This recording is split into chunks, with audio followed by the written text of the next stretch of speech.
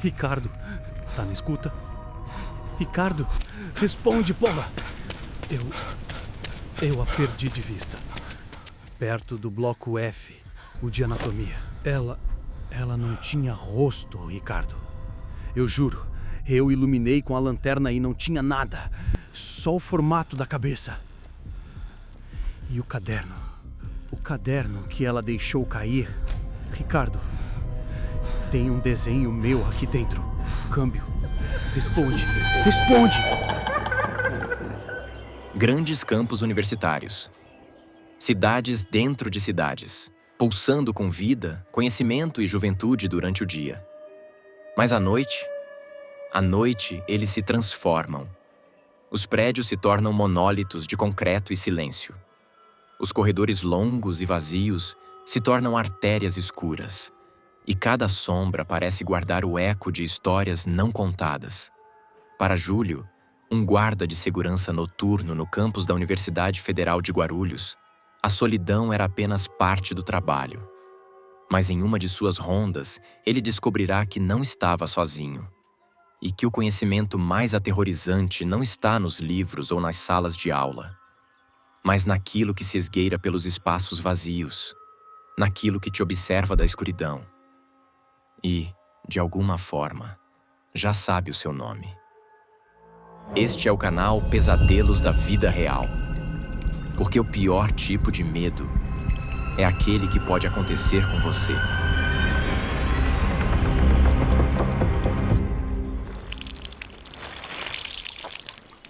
Júlio costumava dizer que ser guarda noturno de universidade era 90% tédio. E 10% ter que mandar um casal parar de se amassar atrás da biblioteca. Aos 40 e poucos anos, divorciado e com uma filha adolescente para criar, ele não tinha a ilusão de que seu trabalho era heróico. Era um emprego, pagava as contas. E, na maior parte do tempo, era tranquilo. Um silêncio que para muitos seria ensurdecedor, mas que para Júlio, depois de anos de um casamento barulhento, era quase terapêutico. O campus da UFG em Guarulhos, perto da Dutra, era um monstro adormecido à noite. Durante o dia, um formigueiro de gente, estudantes correndo para não perder a prova, professores com suas pilhas de livros e suas auras de sabedoria cansada. O pessoal da cantina gritando os pedidos. Mas depois das 11 da noite, o lugar morria. As luzes eram mantidas no mínimo essencial, criando longas piscinas de escuridão entre os postes de luz. O trabalho de Júlio era basicamente garantir que nenhum patrimônio fosse depredado e que nenhum aluno bêbado decidisse dormir no gramado. Ele já tinha visto de tudo um pouco. Rapazes tentando pular o muro depois de perderem a chave do carro. Calouros perdidos procurando o bloco certo, até uma pequena capivara que uma vez decidiu passear perto do lago artificial. Ele conhecia cada rangido, cada eco, cada atalho entre os prédios. Ele era o rei invisível daquele reino de concreto adormecido. Aquela noite começou como qualquer outra. Fria, úmida, com aquela garoa fina típica de Guarulhos, que parece não molhar, mas te deixa com os ossos gelados. Passava da meia-noite. Júlio fazia sua ronda a pé, o som de suas botas no asfalto sendo o único ruído. Além do zumbido distante da rodovia. Ele estava perto do Bloco F, o Complexo das Ciências da Saúde. Um dos prédios mais antigos e, francamente, mais sinistros do campus. Era ali que ficavam os laboratórios de anatomia. E o anfiteatro. Um lugar que, mesmo durante o dia, tinha um cheiro estranho e uma energia pesada. Foi quando ele a viu, de pé, perto de uma das entradas laterais do prédio. Uma área quase totalmente desprovida de iluminação. Uma mulher. Ou o formato de uma. Ela usava algo que parecia uma bata de laboratório, ou um vestido branco, comprido e sem forma. Era difícil dizer. A escuridão a devorava, deixando apenas a silhueta visível. A primeira reação de Júlio foi protocolar. Deve ser alguma aluna que ficou presa, ou uma pesquisadora que perdeu a noção do tempo, ele pensou. Senhora! Ele chamou de longe, a voz soando mais alta do que pretendia no silêncio da noite. Com licença, precisa de ajuda? O campus já fechou. A figura se virou para ele, lentamente. E foi aí que o tédio da noite de julho acabou de forma abrupta e violenta. Ele apontou sua potente lanterna de LED na direção dela, esperando ver um rosto confuso ou assustado. Não havia rosto. A luz da lanterna banhou a figura, mas onde deveria haver olhos, nariz e boca, havia apenas uma superfície lisa e pálida. Uma forma vagamente ovalada, sem feições, como um manequim inacabado. Júlio sentiu o ar congelar em seus pulmões. O sangue pareceu virar gelo em suas veias.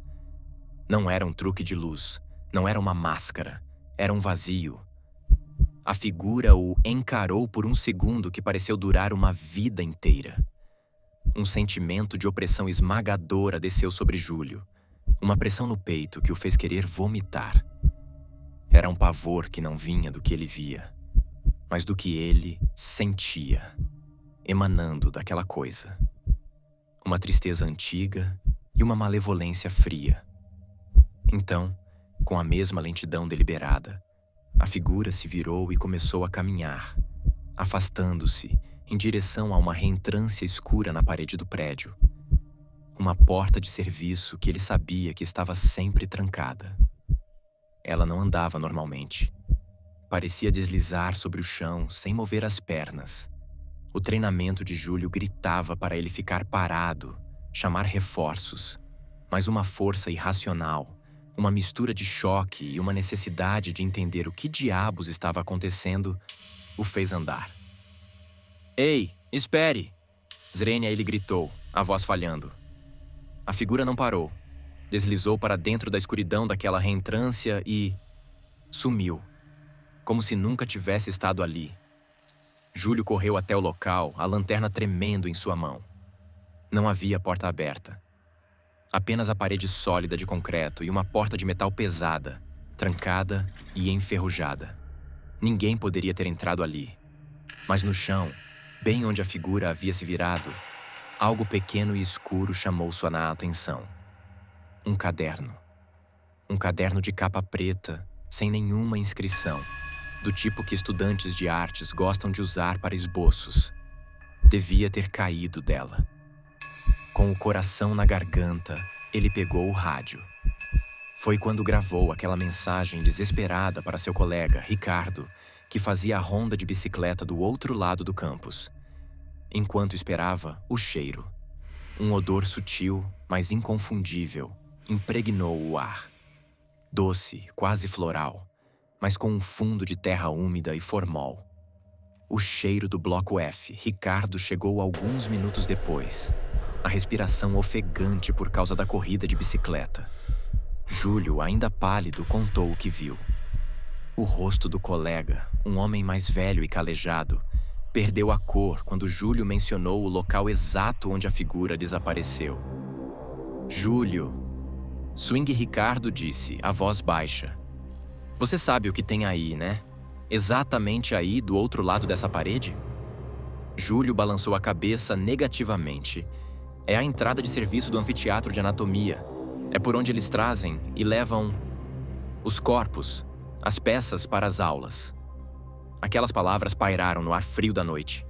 Corpos, peças, a mulher sem rosto, a bata branca. Júlio sentiu o chão balançar sob seus pés. Ele não disse a Ricardo sobre o caderno. Sentiu instintivamente que devia guardar aquilo para si. Despediram-se em silêncio, sem discutir mais o assunto. Cada um voltou para sua ronda, mas a noite de Júlio agora estava carregada de um novo e terrível peso. De volta à sua guarita, uma pequena caixa de vidro perto do portão principal. Júlio não conseguia tirar a imagem da cabeça. O cheiro parecia tê-lo seguido. Com as mãos trêmulas, ele abriu o caderno de capa preta. As páginas não continham esboços. Estavam cheias de símbolos estranhos, que ele não reconhecia, desenhados com uma precisão maníaca. E anotações. Frases desconexas como: a marca final. Não há regresso. A casca vazia anseia. Era o diário de um louco. Ele folheou até o meio do caderno e seu coração parou de vez. Havia um desenho. Um mapa tosco, mas inconfundível, do campus da UFG. E nele, traçada em tinta vermelha, a rota exata da sua ronda noturna. A rota que ele fazia todas as noites. E numa das últimas páginas, um único desenho que fez o suor escorrer frio por sua testa. Um retrato, feito com uma habilidade perturbadora, de um homem de uniforme segurando uma lanterna. Um retrato de si mesmo. E abaixo, a frase: o vigia. A próxima chave. Como? Aquilo não era mais sobre um encontro aleatório com um fantasma. Aquilo era pessoal. Aquela coisa, quem quer que fosse, o que quer que fosse, o estava esperando. Ela sabia dele. O caderno era um recado, um convite ou uma sentença. As semanas seguintes foram um inferno silencioso. Júlio passou a sentir aquela opressão no peito em vários pontos de sua ronda. Começou a ver vultos com o canto do olho, figuras brancas que desapareciam quando ele se virava. A mulher sem rosto apareceu de novo, 2 vezes. Uma vez parada no meio do campo de futebol, apenas o observando à distância. Outra vez, e essa foi a pior, ele a viu refletida por 1 segundo no vidro de sua própria guarita, parada logo atrás dele, antes de sumir. Ele estava se desfazendo. O sono se tornou um luxo raro. O medo era um companheiro constante, um zumbido baixo em seus ouvidos. Ele levou o caderno para casa, uma decisão estúpida movida pelo desespero de encontrar alguma resposta naquelas páginas de loucura. Sua filha, notando seu estado, perguntou o que estava acontecendo. Ele não conseguiu responder. Como explicar para uma garota de 15 anos que seu pai estava sendo assombrado por um fantasma sem rosto que desenhava mapas de sua rotina? O clímax veio numa noite de tempestade. Júlio estava em sua ronda, encharcado, o som dos trovões ecoando entre os prédios. Ele tentava evitar o bloco F a todo custo, mas sua rota o obrigava a passar por perto. Ao se aproximar, viu que a porta de serviço do anfiteatro, aquela que estava sempre trancada e enferrujada, estava ligeiramente entreaberta. Uma fresta escura convidando-o a entrar. Ele sabia que era uma armadilha. A coisa o estava chamando. O caderno que ele deixara em seu armário na guarita parecia queimar em sua mente. Ele pegou o rádio para chamar Ricardo, mas só ouviu estática. Sozinho. Como sempre. Ele empurrou a porta. O cheiro de formol e decomposição o atingiu com força física. Lá dentro, na escuridão quase total, ele a viu.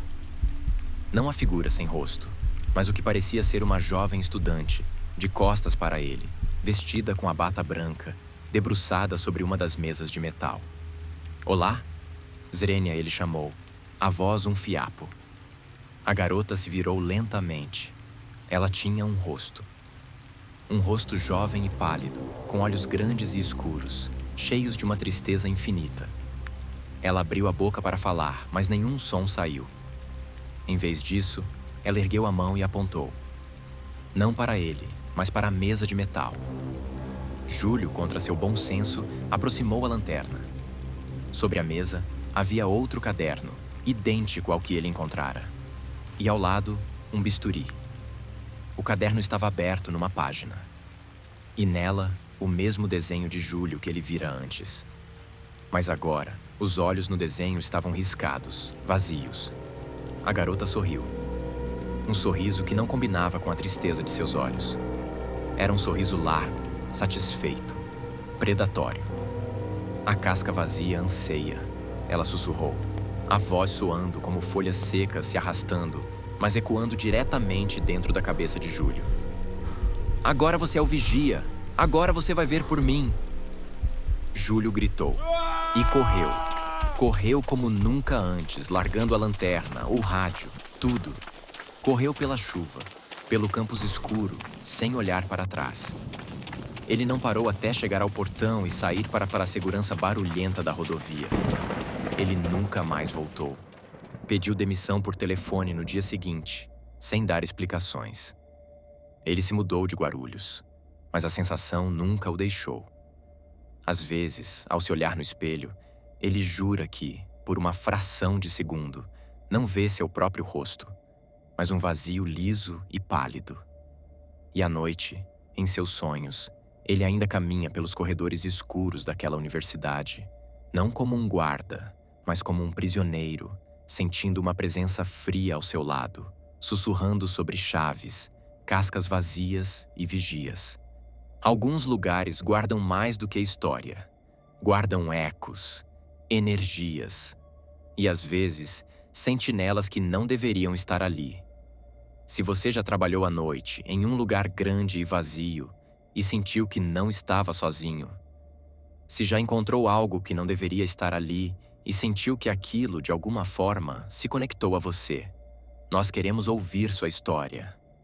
Envie seu relato, seu medo mais profundo, para o e-mail que surge em sua tela: pesadelosdavidareal@gmail.com. Ou compartilhe nos comentários. Seu pesadelo pode nos ensinar sobre os perigos que espreitam na solidão da noite. E lembre-se, quando você encara a escuridão, tenha muito cuidado. Você pode não saber o que ou quem está encarando de volta. É o canal Pesadelos da Vida Real. Porque o pior tipo de medo é aquele que pode acontecer com você.